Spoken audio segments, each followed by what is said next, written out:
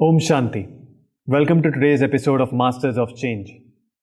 Life is a series of natural and spontaneous changes. So we shouldn't resist them, otherwise it will bring disappointments. Instead, we should just accept them and let it flow naturally forward in whatever way they like.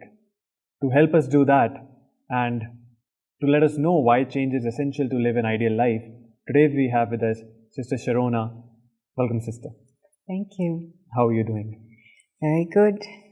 And you come to India often? You visit India often? Yes.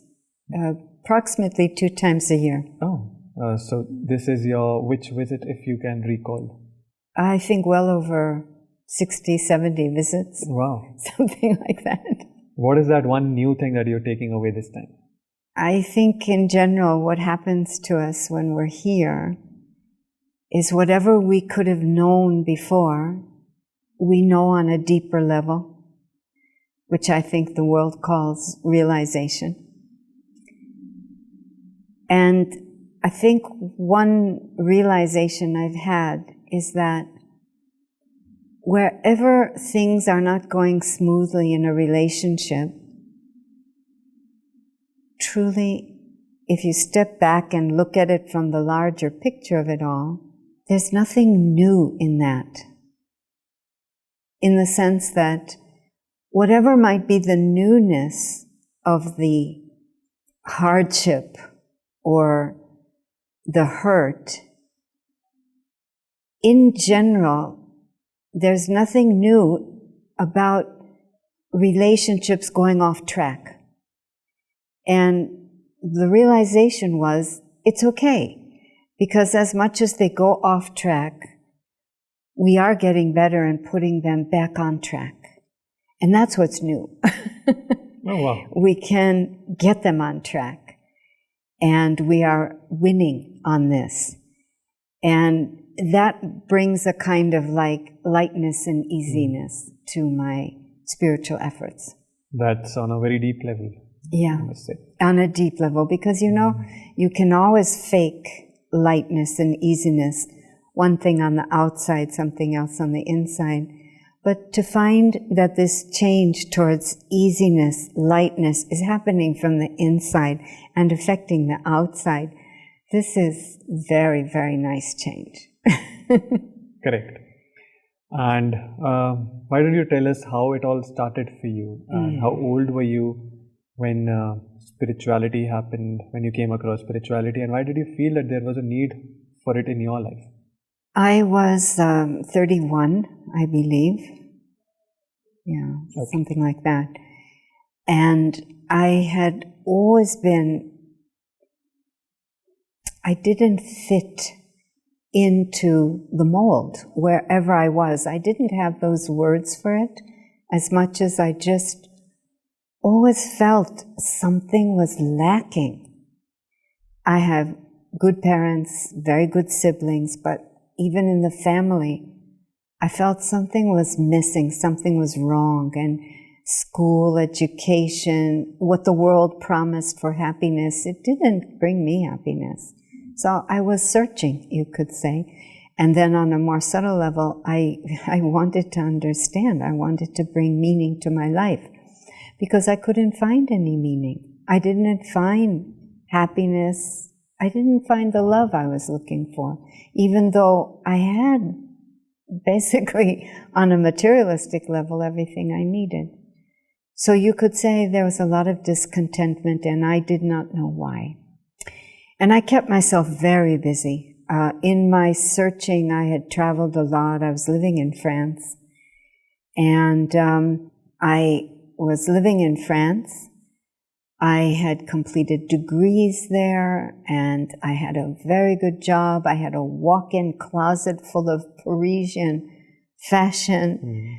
I had excellent food. I had friends. I had good company. But I learned that if I didn't keep myself very busy, running around with hobbies and work and this and that, I couldn't sit in my beautiful living room on my beautiful couch even for 5 minutes, without doing something. What used to happen? Without getting depressed. Like major depression if I didn't keep myself on the run. And I used to resent that very much. Why did I have to work so hard just to keep myself out of really bad depression? And what capped it was, I was there living in France when one of the first suicide bombings happened in Europe. It happened in Paris, France, at a very famous restaurant right in the center of the tourist area. And I could hear the sirens. And I turned on the television and then saw what was happening, and I just felt, how can I not be depressed? Look at the state of the world. And there was like this understanding, all my busyness was just to keep running away from the fact that everything seemed to be collapsing. It's not working. I remember staring out of my beautiful window over the beautiful landscape of old Parisian rooftops and thinking nothing has changed. There's still such hatred, enmity, racism. And basically, I just felt that was an end for me. There was nothing. I had hoped that my life could be a contribution. It was basically what kept me going and busy. I just felt there's something one can do, but that finished it. I felt there isn't anything I can do, and I had that feeling so often in the past 10 years that really I entered a very dark space, which I didn't come out of. And it was just coincidence or by accident that I was invited by some colleagues to visit India. I was involved in a third world development project, and we were invited to give lectures against nuclear power because it was just becoming fashionable. So we went, and I just loved India, and I couldn't do anything that I wanted to do because there was a tour and it was busy, and yet the eyes of the people in India, they carried secrets, and I wanted to know those secrets. Which city did you visit? I don't remember anymore. That was like maybe almost like 50 years ago. Oh, wow. I know. I don't know how that happened. So then you went back? Yeah, I promised myself I would go back to India on my own and do my things, because I saw yogis on the way. Okay. And they would look at me. They would look at me, and I would look at them, and I would want to sit down and talk with them. But we couldn't. The people, my colleagues, would always say, come on, we don't have time. So that intrigued you, that visit? Yeah, what I said was, I'm coming back on my own someday, and in the meantime, I'm going to do something Indian-like. So when I got back to Paris, I saw a poster for meditation, Brahma Kumaris, Raja Yoga meditation. And it was this poster where you see just the back of a woman yogi sitting, and you had these beautiful rays of light and a sparkling point of light. And I called them, and I said, what's meditation? And they said, come and see. So I did. And I loved the fact that it was education. I was thinking of going back to the university, getting another degree. I was a big believer in education. And I loved the concepts. You know, we work with 7 concepts, and yet I wasn't having any experiences. All the students around me were having these marvelous experiences of being a soul, being not the body, experiencing the peace in that. And I wasn't having any experiences. So after 3 months, they kept encouraging me to go to London, where there were more senior yogis. So I did that. And there I had an experience of God. And did I you can believe say, in God before, prior to no, not at all. I'm sorry to say, nothing, which is of course why I was having 0 experiences of everything. It's like I was operating entirely on head, probably my whole life, intellectual. something must have happened to the heart in some past lives. And it was closed, it was shut. And I didn't even know that until the teacher had given the course on God. I said, I don't want to hear about God. I don't want anything to do with God. I surprised myself. But there I had my first experience of God, and I can tell you, it was a life-changing experience, just like they say on the TV. I would love to hear changed that. It. Yeah. I would love to hear that if you can share. Oh, really? What happened? Okay. I was sitting way in the back of a small meditation hall in London. We were about 80 people, 100 people sitting comfortably, and I was way at the back. And we were taking a break, and we had to go up to the senior teacher who was handing out the lunch trays and giving drishti. So drishti means just, this looking at you straight at the third eye. And because they're senior yogis who practice this, there is their whole relationship with God in between you. And I always liked this drishti exercise. I never had any experience of God, but I could feel something very lovely and beautiful. So I was comfortable with that.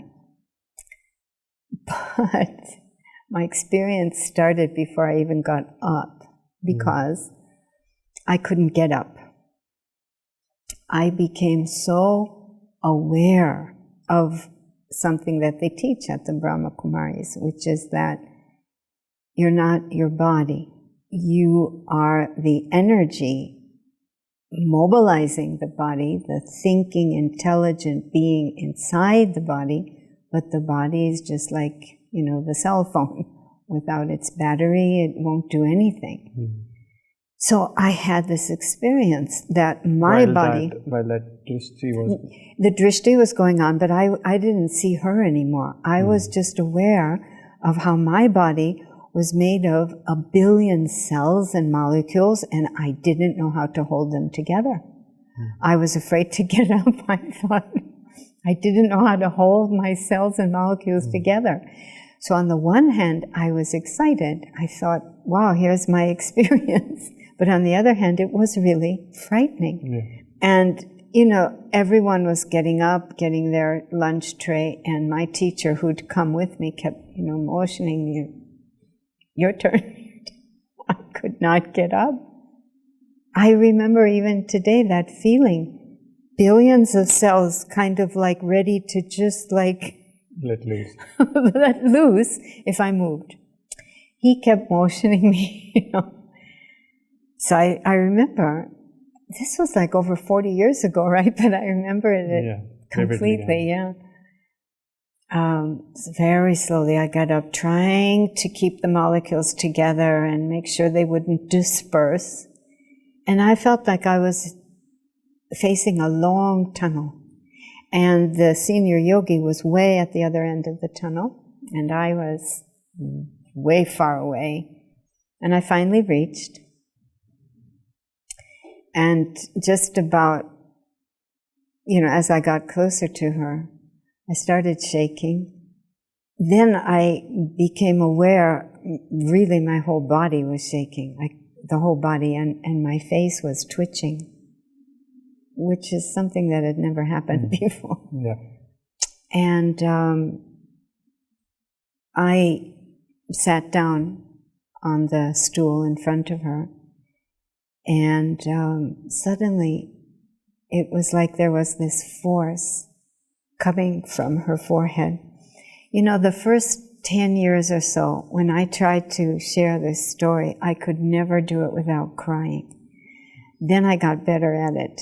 But sometimes, I don't know what's going to happen now when I talk about it. But anyway, there was this like force coming out of her forehead.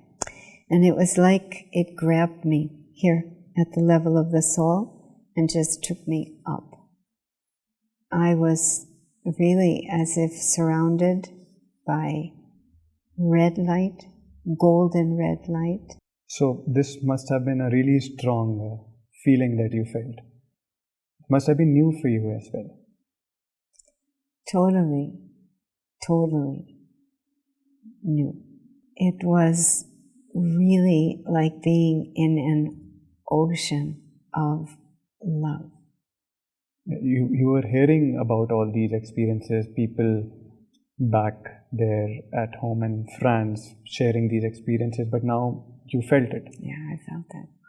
So I understood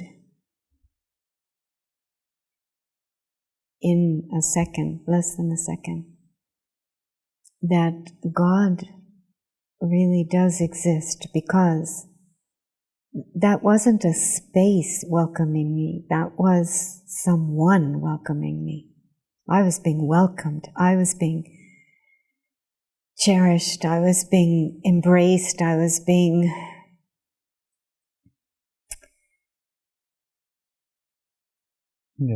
and so I knew that this was God. So, number one, that God exists. And number two, that love exists. The kind of love that I'd been looking for exists, because this was absolutely above and beyond the kind of love that humans were always offering and I was expected to be offering, but it always left me so confused. So I knew that love existed, the love I was believing in. I was not idealistic, it was real. But then thirdly, I understood God is this love. Yeah. And so the experience finished, and I was crying, and the yogi put down the lunch tray, opened her arms, I collapsed into her arms and just was sobbing away. And from that point on, I just knew I had found the study I wanted. I'd found the place. Anybody wearing white, I buttonholed them and said, what do you do? What do you don't do? I want to be like you. And that was it. That was the beginning. Yeah, so that's how it all began for you. Oh yeah. I like to say I entered a high that I've never come down from for 40 years. Yeah. So it's been 40 years now? Yeah. You've been looking for it and you found it. I found it. You were looking I'm at very all. lucky. Yeah. I'm very, very lucky. So how did your life change? So I'm sure there must have been a lot of changes that you would have brought since then. So if you can tell, were those changes easy to make? Because 30 years you were living your life a certain way, and then a new concept of life got introduced to you, a new way of looking at life. So it must have changed a lot of things inside of you. On an external level, I left France, and I was sent after some training in France, in London. I stayed in London maybe, I don't remember anymore, but maybe a few months, 4 months more. And I had training from these very great senior yogis. Then I was sent back to the United States to open our center in Massachusetts, Boston. At that time, there weren't hardly any people from the United States who were in this school. So it was thought to be a good idea to send someone who is American back to America. So I was in Boston for 15 years. I opened up the center there. And then ultimately I was invited to go to Israel to open up the centers there. That's on a physical level, everything changed.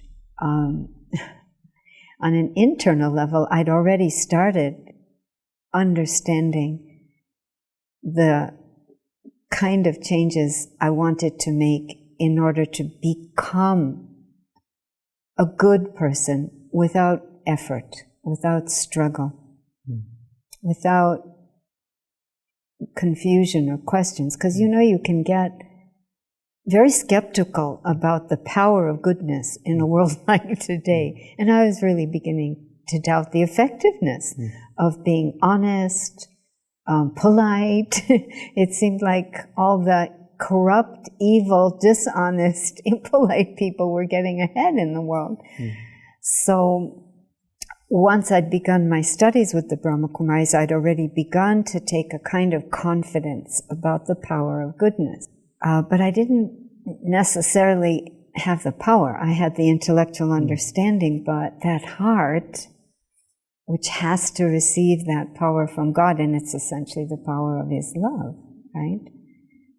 That I didn't have, but coming back from that experience in London, I started having it. So it's a new element in your life. It was like I had a boyfriend. I had a forever friend. I had a beloved. I was no longer alone. I don't think I would have, maybe I did, I'm not sure, but being alone was not on my list of complaints. In other words, I hadn't used those words, I think. But coming back from that London experience and understanding what I needed to do to cultivate that relationship with someone who does not have a body, I started feeling the joy of married life, so to speak, because I do feel like I pledged my life to God in His task, and so there was a new sense of belonging, a new sense of partnership. When you saw people who were not so good, corrupt people getting ahead in life, did it ever make you jealous or in any way that they're reaching new heights work-wise, not spiritual-wise?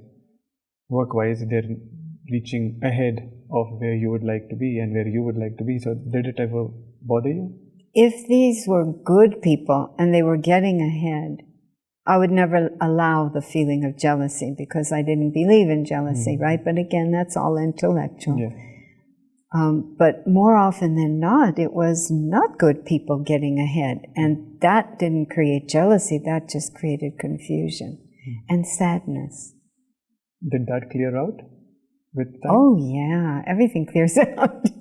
Because see, what happens when you really begin to know that you are not the body? I mean, what does that mean to say I'm not the body? It means that all the things that I've picked up and acquired while living in this body, they are extra. They are acquired. Right. They're not me. And me, the eternal, divine me. So it means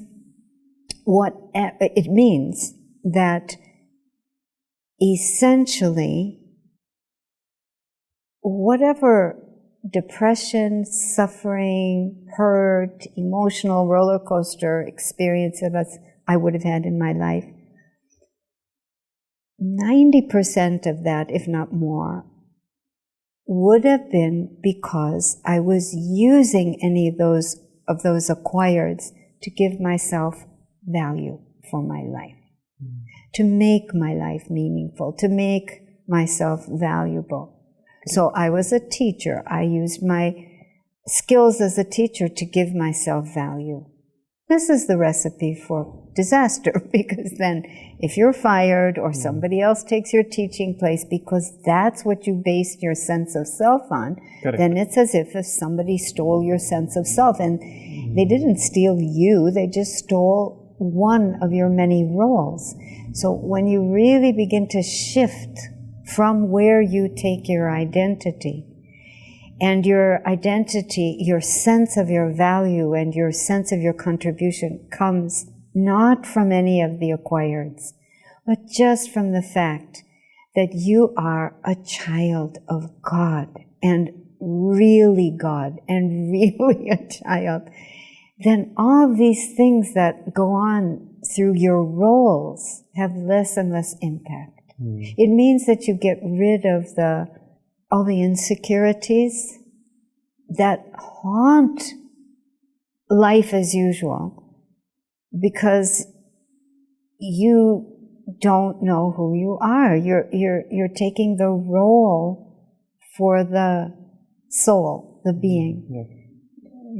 And life gets so fragile, and you are so vulnerable, no matter what the facade. That's it. It becomes a life of facades. This is something else I was sick of.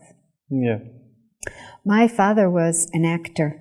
Okay. And from a young age, he pulled me onto the stage because I also loved to act.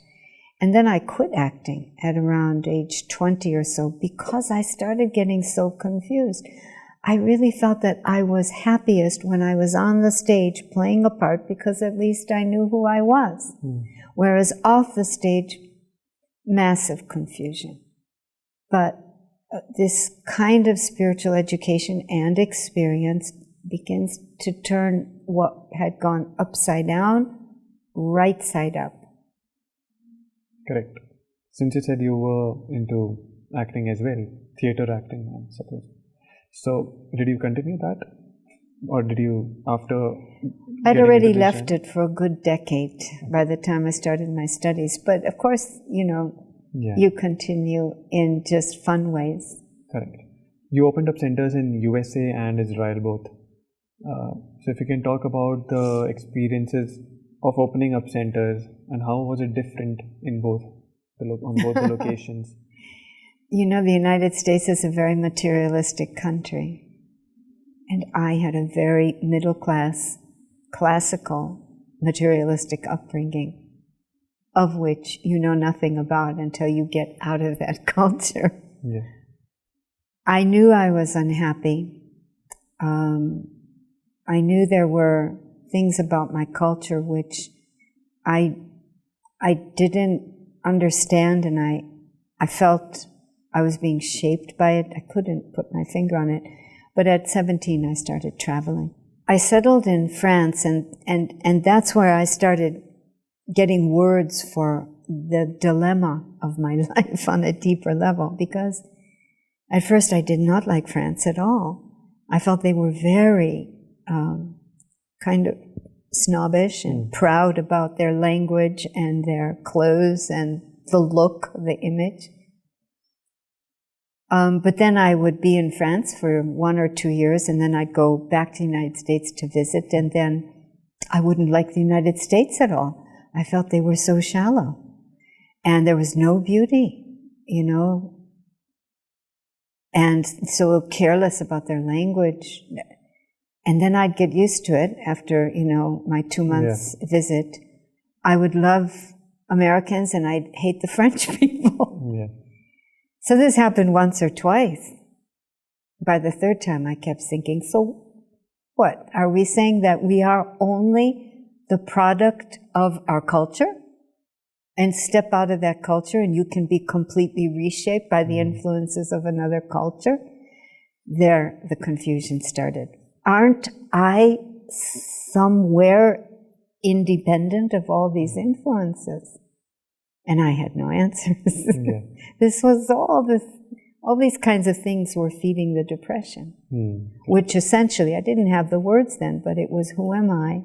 Who do I belong to? And what am I supposed to be doing? Yeah.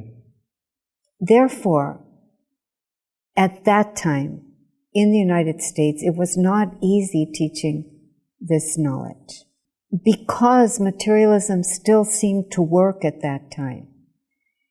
And it would seem as if the majority of humanity was okay with things as they were. This was, again, like 40, 30 years ago. So it was very hard to offer an alternative because, for the most part, people didn't find a need. Yeah. Things were relatively comfortable. When I came to Israel, it was like left and right. People were interested, attracted. Maybe because Israelis are old souls. America is a newer country on the map. Israel is old, old, old. So you had a lot of seekers, a lot of people searching for truth, for God. And of course, the situation in the Middle East, whatever country you're in, is not an easy life. So that search for some kind of peace, some kind of happiness, was very relevant to their lives, and they appreciated, they were hungry, they were thirsty. So I was busy. Whereas Yeah. in the United States, I had to look to make myself busy. Nowadays, it would be different, but this is like 40 years ago. Well, it was a lovely pleasure talking to you and listening to your experiences. Thank and I'm you. sure you are growing each day. I mean, your experiences are growing and it doesn't stop. That's right. It doesn't stop. I'm sure. It was a pleasure talking to you, and thank you for taking our time and speaking to us. Thank you. Thank you for evoking these experiences. Om Shanti. Om Shanti.